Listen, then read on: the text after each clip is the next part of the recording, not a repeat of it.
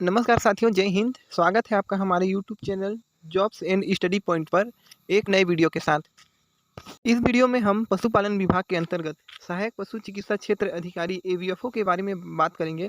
जानेंगे कि एवीएफओ के लिए योग्यता क्या होती है, उसकी आयु सीमा क्या होती है, वेतनमान क्या होता है और पद संख्या कितनी है, कितनी पदों पर भर्ती होंगी और इसकी भर्ती प्रक्रिया कैसे होती है। तो इन्हीं सब के बारे में इस वीडियो में बात करेंगे।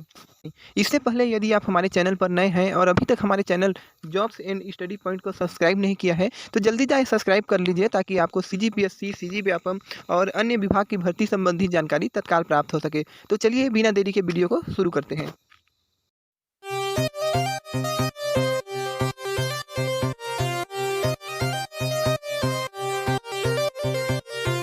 अगर हम सहायक पशु चिकित्सा क्षेत्र अधिकारी, जिसको कि असिस्टेंट वेटनरी फील्ड ऑफिसर भी बोला जाता है, इसके बारे में हम बात करें तो यह पद पशुपालन विभाग के अंतर्गत तृतीय श्रेणी में कार्यपालिक के अंतर्गत आता है। तृतीय श्रेणी में पशुपालन विभाग के अंतर्गत बहुत सारे पद आते हैं, जैसे कि आपका हो गया तृतीय श्रेणी में लिपिकीय के अंतर्गत आपका सहायक ग्रेड 1, 2, 3 ये सब का आता है।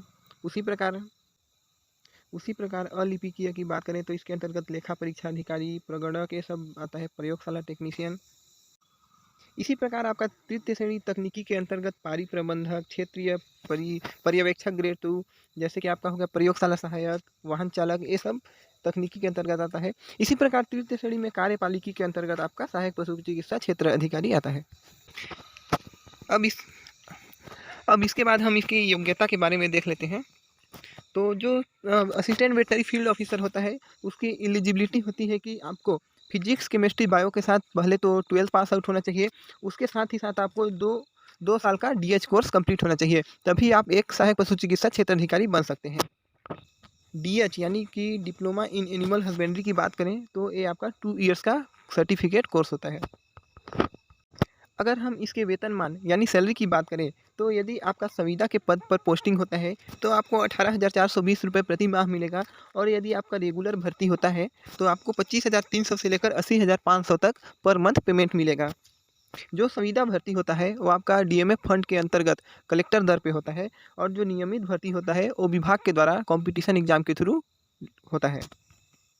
संविदा भर्ती में किसी भी प्रकार की परीक्षाएं नहीं होती, उसमें आपका परसेंट बेस पे सिलेक्शन होता है, और जो रेगुलर पोस्ट होता है उसके लिए आपका कंपटीशन एग्ज़ाम फाइट करना पड़ता है, उसके बेसिस पे आपका सिलेक्शन होता है। अगर हम इसके पद की बात करें, पद संख्या की बात करें तो छत्तीसगढ़ में पशुपालन विभाग के अंतर्गत कुल स्वीकृत पद की संख्या 2155 है, जिसमें से कुल कार्यरत पद 1344 है, मतलब 1344 पद आपके फुल हो चुके हैं। और इसके बाद हम इसके रिक्त पद की बात करें तो 2020-21 की स्थिति में देखें तो 811 पद लगभग खाली हैं, और आज की स्थिति में देखेंगे तो लगभग 200 पद और खाली हो चुके हैं। इस प्रकार आपके 1000 पोस्ट खाली हैं। ये जो डाटा है आपका 2020-21 की स्थिति में है। अभी इसका प्रशासनिक प्रतिवेदन नहीं बना है, जैसे ही इसका प्रशासनिक प्रतिवेदन आता है, रिलीज होता है, तो इसमें पद संख्या पता चल जाता है। ये जो पद संख्या आपको दिखाया जा रहा है ये 2020-21 की स्थिति में बताया जा रहा है। चलिए वीडियो के अगले में बात करते हैं।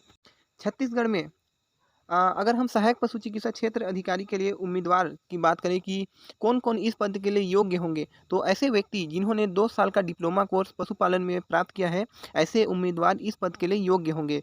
तो आपको डिप्लोमा कहाँ से मिलेगा? सबसे पहले तो आपको व्यापम के थ्रू पीवीटी यानी कि pre veterinary test exam pass करना होगा। उसके बाद आपको 2 साल का डिप्लोमा कोर्स कंप्लीट करना होगा। उसके पश्चात ही आप इस पद के लिए योग्य होंगे। तो आपको डिप्लोमा कहाँ से मिलेगा? तो हम पशुपालन में डिप्लोमा की बात करें तो छत्तीसगढ़ में 4 कॉलेज स्थापित किए गए हैं, जहाँ से आप पशुपालन में डिप्लोमा प्राप्त कर सकते हैं। एक होता है आपका वेटनरी पॉलिटेक्निक सूरजपुर में है, दूसरा आपका महासमुंद में है, तीसरा आपका जगदलपुर में है, और चौथा आपका राजनांदगांव में है। जिसमें सूरजपुर, महासमुंद और जगदलपुर की बात करें तो तीनों जगह 100-100 सीट है, और जो राजनांदगांव है वहाँ पे आपका 60 सीट है। इस प्रकार देखें तो छत्तीसगढ़ में कुल 360 सीट है। इस प्रकार देखें तो प्रति वर्ष आपके 360 स्टूडेंट पास आउट होते हैं। अतः आज की स्थिति में यदि हम बात करें तो 2000 से लेकर 2200 स्टूडेंट ऐसे हैं जिन्होंने पशुपालन में डिप्लोमा प्राप्त कर लिया है। तो इस हिसाब से आप कंपटीशन एग्ज़ाम की तैयारी कर सकते हैं। यहाँ पे आप देख सकते हैं, यह पशुधन विकास विभाग का प्रशासकीय प्रतिवेदन है। जैसा कि मैंने बताया था आपको, जो सहायक पशु चिकित्सा क्षेत्र अधिकारी ABFO होता है, वो पशुपालन विभाग के अंतर्गत तृतीय श्रेणी में कार्यपालिक के अंतर्गत आता है, जिसके हमने वेतनमान मैंने बताया था कि लेवल 6 पे मिलता है, यानी 25,000 से आपको 80,500 तक पेमेंट मिलेगा। स्वीकृत पद मैंने बताया था 2155 है, जिसमें से 1344 कार्यरत पद हैं, और रिक्त पदों की बात करें तो अभी 811 पद रिक्त है 2020-21 की स्थिति में। अभी तक लगभग 150 से 200 पद जो होंगे खाली हो गए होंगे, क्योंकि ऐसे 150 से लेकर 200 तक अभी रिटायर्ड हो गए होंगे। तो इस प्रकार देखें तो 1000 पोस्ट लगभग आपके आज की स्थिति में रिक्त हैं। इसका जैसे ही नया प्रशासनिक प्रतिवेदन आपका 2022 की स्थिति में आता है, तो मैं वहाँ पे आपको क्लियर बता दूंगा कि कितने पोस्ट लगभग खाली हैं।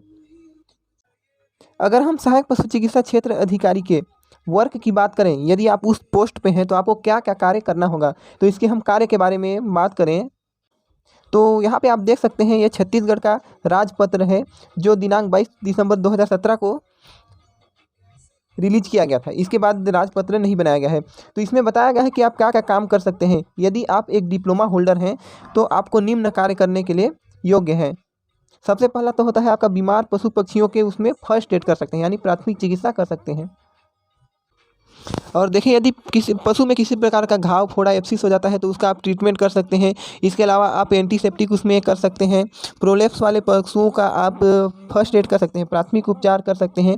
इसके साथ ही आपका जो एंटीबायोटिक होता है, एनाल्जेसिक होता है, ये सब दवाइयों को मुंह के थ्रू दे सकते हैं, यानी माउथ के थ्रू दे सकते हैं।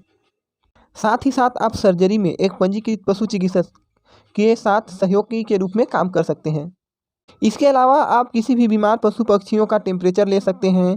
पशुओं में अगर सामान्य फ्रैक्चर है तो उसका उपचार कर सकते हैं, और जो इंटरनल और एक्सटर्नल पैरासाइट होते हैं उनसे पशुओं की बचाव कर सकते हैं। साथ ही साथ आप पशुओं में कैस्ट्रेशन कर सकते हैं, डिहॉर्निंग, डिसबर्डिंग, और जैसे कि पोल्ट्री होता है उसमें डिबिकिंग कर सकते हैं। इसके साथ ही आप विभिन्न प्रकार के टीका लगा सकते हैं। इसके अलावा आप विभिन्न प्रकार के शिविर में सहयोगी के रूप में कार्य कर सकते हैं। उपरोक्त समस्त जो पशु चिकित्सा सेवाएं हैं वो पंजीकृत पशु चिकित्सक के निगरानी और मार्गदर्शन में किया जाएगा। साथ ही साथ आपको पंजीकृत जो पशु चिकित्सक द्वारा दिए गए निर्देशों का भी पालन करना होगा, यानी जो पंजीकृत पशु चिकित्सक हैं, जैसे कि आपका VS हो गया, यानी वेटनरी असिस्टेंट सर्जन, तो उसके निगरानी में ही आपको ये सब कार्य करने होंगे। तो इन सब कार्य के लिए आप योग्य होंगे। इसका PDF आपको हमारे Telegram channel veterinary study point में मिल जाएगा। मैं उसका लिंक नीचे डिस्क्रिप्शन में दे दूंगा।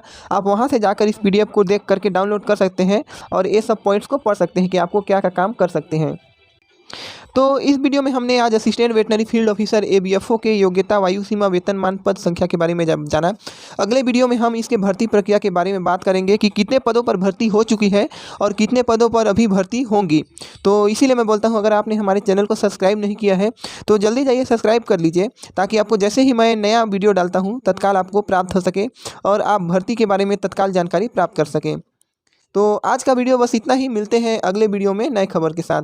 तब तक के लिए घर पर रहें, सुरक्षित रहें। जय हिंद।